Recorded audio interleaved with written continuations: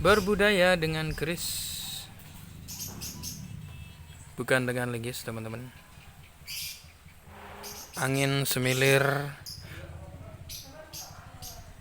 silih berganti, menyeruak di rerembunan sang pohon.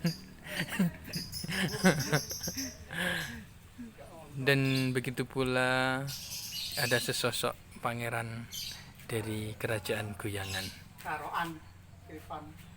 Oke teman-teman sekalian,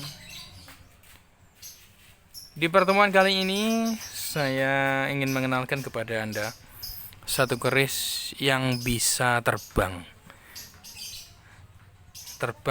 ngawang mergo dipegang gitu. Itu kan ngawang kayak gini, ngawang ngawang. Tapi serius, ini bagus banget nih keris ini, dan ini sudah di saya, ini sudah berapa bulan ya, saya dapatkan dari teman dari Batang, daerah Batang, kota Batang, yang dulunya memang merupakan ageman koleksi dari mantan bupati tertua di daerah Batang. Dan menjadi suatu kebanggaan ketika jatuh di tangan Mas Andrian. Nah, keris ini teman-teman merupakan keris berganan ya. Ganan itu istilah stilasi, atau pada bagian gande itu menyerupai sesosok makhluk, entah itu sok makhluk manusia, hewan, atau makhluk-makhluk lainnya. Nah, itu namanya ganan. Ya. Nah, ganan itu tidak sembarang orang yang megang, teman-teman. Semisalnya orang-orang biasa itu tidak boleh dulu. Memang ada seperti status sosial yang harus memang ditepati oleh orang-orang tertentu dan orang-orang dahulu. Melihat dari warangkanya, ini adalah merupakan warangka Ladrang Surakarta ya, kayak ini. Terus kayunya adalah kayu apa jenenge sing iso terang trembalu. Iki kayak cendono. Nah, jarine kayak cendono. Ya saya enggak begitu paham, tapi ahlinya kayu ini. Ini ahlinya kayu. Ini trembalu, mana trembalu. Iso uga kan cendono. Iras ini teman-teman. Jadi pada bagian pelokan ya sama gandar. Ini gandar namanya ini. Yang panjang ini gandar, ini pelokan. Itu menyambung. Iras itu nyambung. Dan pada bagian ini perak ini. Ini pendok belewah namanya. Dan yang paling mengesankan ini dedernya, ini merupakan deder primitif kuno, Tumenggungan Madura, dan 3D teman-teman, 3 dimensi. Ukirannya sangat ngerawit ya, 3 dimensi. Nah, coba Anda perhatikan. Nah, ini merupakan gading. Nah, kita tahu lah gading itu seperti apa harganya. Tapi kuno ini teman-teman. Jadi orang-orang paling tidak ya tahun-tahun 1800-an ini. Oke, bismillahirrahmanirrahim. Kita buka ya. Seperti apa kerisnya.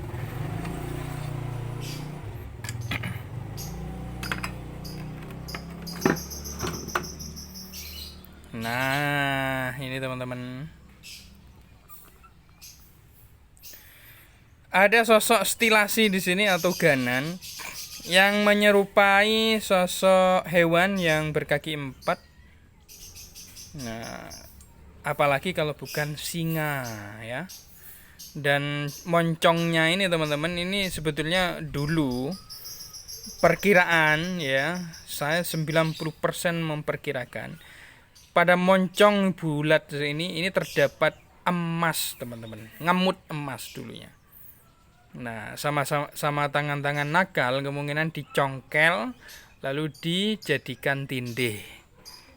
Karena memang diyakini kalau emas itu mempunyai penetralisir memang di sini. Dan juga emasnya murni kan kalau dulunya. Ya. Sempat saya memperkirakan karena saya belum pernah menemukan sosok singa seperti ini. Saya mengira bahwa wah ini nggak asli ini keris ini. Gitu. Akan tetapi ketika saya dikabari kawan kalau sosok singa ini ada di Babat Tanah Jawi, ya, ada di Babat Tanah Jawi, di kitab Babat Tanah Jawi itu ada ternyata sosok seperti ini, stilasi atau ganan sosok singa seperti ini ternyata ada. Nah, akhirnya saya berkesimpulan bahwa keris ya, keris dengan seperti ini memang primitif yang merupakan ageman para pangreh projo dulunya. Melihat dari karakter besi dengan sosok panetes pada bagian ujung, gestur besi, cak pamor atau style pamornya, serta gonjo yang cenderung tipis, yang memanjang, nyepit rontal seperti ini teman-teman. Nah, keris dengan karakter besi dan keluasan pada garap ya seperti ini termasuk pada Tangguh Mediun Purabaya. Kalau dulu penyebutannya itu Purabaya teman-teman. Jadi Purabaya itu adalah area kerajaan kecil yang ada sejak zaman Mojopahit, yang berada di daerah area Madiun dan sekitarnya.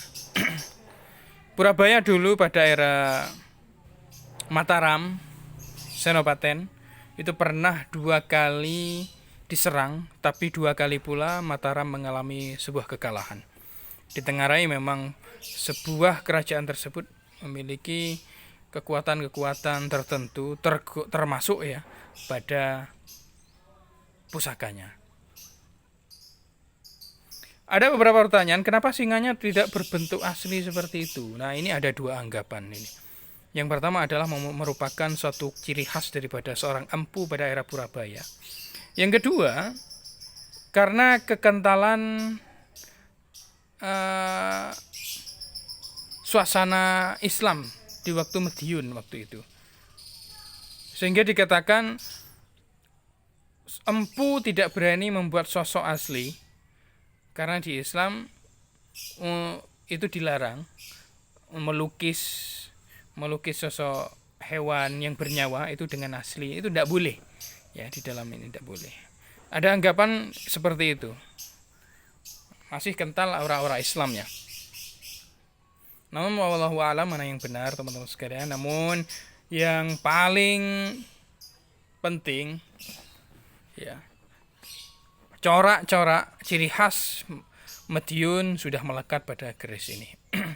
Keris ini berluk 9, 1, 2, 3, 4, 5, 6, 7, 8, 9. Luk 9 dinamakan keris Singobarong Luk 9.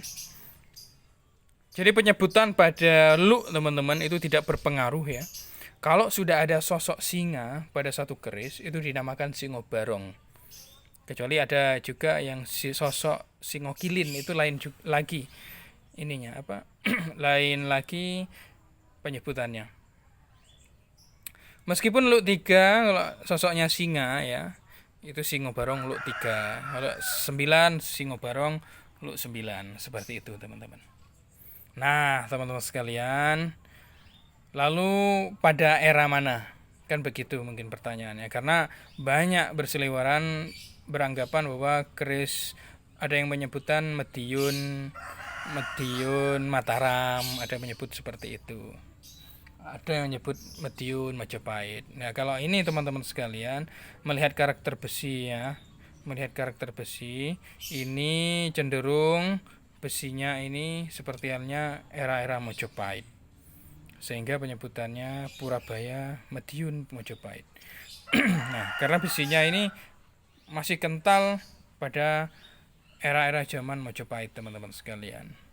Nah, untuk pamornya di sini wengkon ya. Wengkon yang arti dari wengkon itu secara aspek filosofi merupakan pamor untuk perisai diri dari serangan-serangan goib. Yang sebelahnya adalah ngulit semongko. Sangat merbawani dan aura-aura pada keris ini betul kuat. Betul-betul kuat teman-teman sekalian. Nah, ini merupakan ageman milik Mas Andrian yang sudah cukup lama ikut saya dan kemungkinan ya akan menjadi koleksi teman-teman sekalian. Entah nanti kalau memang maharnya cocok ya bisa jadi meluncur ini sama yang nawar. Oke teman-teman sekalian, saya rasa cukup sekian penjelasan dari saya. Mudah-mudahan menambah wawasan pada diri saya pribadi dan juga pada teman-teman semuanya. Wassalamualaikum warahmatullahi wabarakatuh. Salam budaya merdeka.